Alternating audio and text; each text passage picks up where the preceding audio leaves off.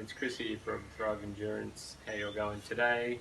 I wanted to talk to you guys quickly about a little bit of bike maintenance.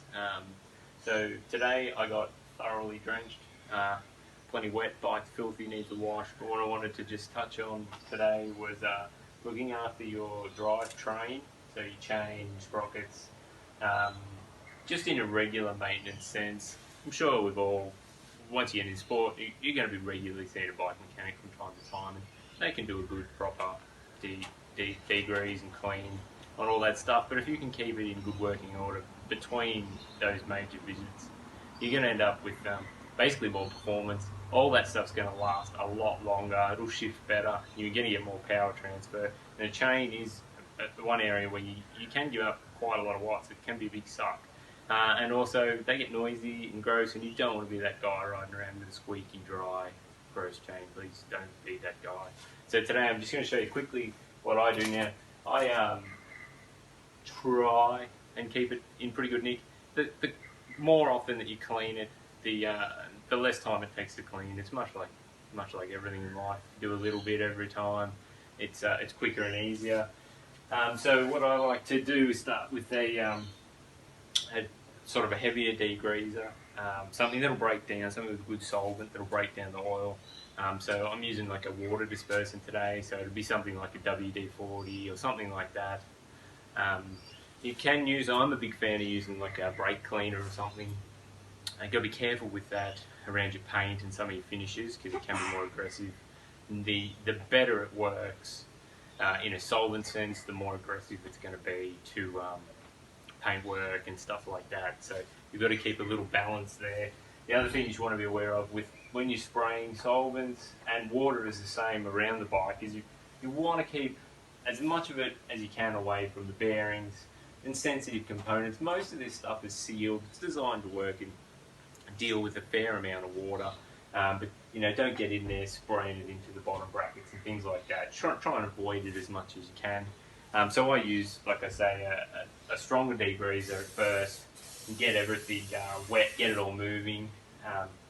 Try and get the grease to break down so that the lighter water-based degreaser afterwards can come and attack it.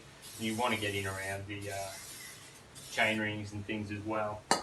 Then I go to what I've already mixed up here is like a truck wash or a water-based degreaser, just because it's softer, so you don't have those issues, especially if you follow the directions on mixing it.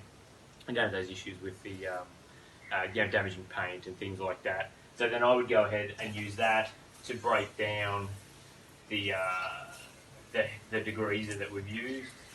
So the key thing that you need to be aware of is if you use a degreaser, it's breaking down the oil and the grease, basically everything that's lubing that chain and the drivetrain.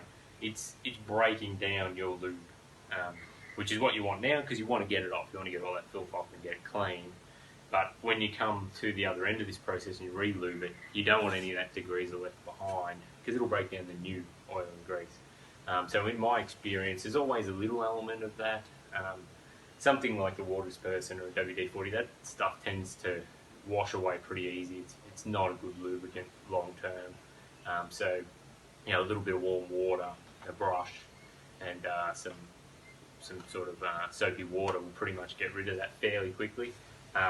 Be aware of that when you do ride it. Sometimes it's good to go for a short ride and then re-lube it, or make sure that you've got lube with you when you go on a ride straight afterwards, because you might have to re-lube it once or twice again before that settles down. But if you get it all out, you won't have to.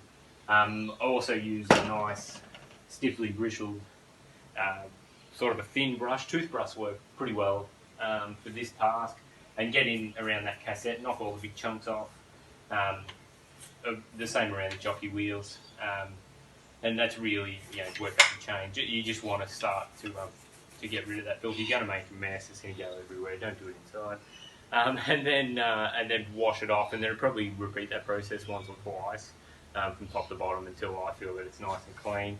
I also have become a big fan lately of using like a workshop wipe. So similar to baby wipes, but they're a lot tougher, and they tend to have they tend to have something in it's just a little bit more aggressive. It doesn't seem really harsh. I suppose it depends on the brand you use. But you can get in there, and I'll give it a wipe down after that. And I'll use something like that, or even just a rag to knock all the chunks of grease off around the chain rings, so that it's nice and clean, looks nice and clean, and then go at it with the lube. Now I use a dry lube, which is like a wax-based lubricant. When you put that on, it dries. So initially it goes on runny, then it dries. So it's a waxy sort of finish. Now I find I've got to use a bit more of that to keep the chain well lubed, and when it gets wet, it does come off quicker than wet lube. But what it tends to do is it'll build up like in a little chunk and then fall away, and that chunk in itself is not super greasy. It's a little bit mushy, but it tends to be a chunk, where a wet lube will be, it's almost like oil. It'll streak and go everywhere. If you rub up against it, you'll end up with it on your kids or your legs and all that sort of stuff. So that's why I prefer dry lube. It's just a little bit more attention's got to be paid to it, but it washes off cleaner and it looks cleaner, and looks is what it's all about, I think. So that's basically it. I better get on and clean the rest of this. Have fun with that, and comment, ask any questions below. Thank you.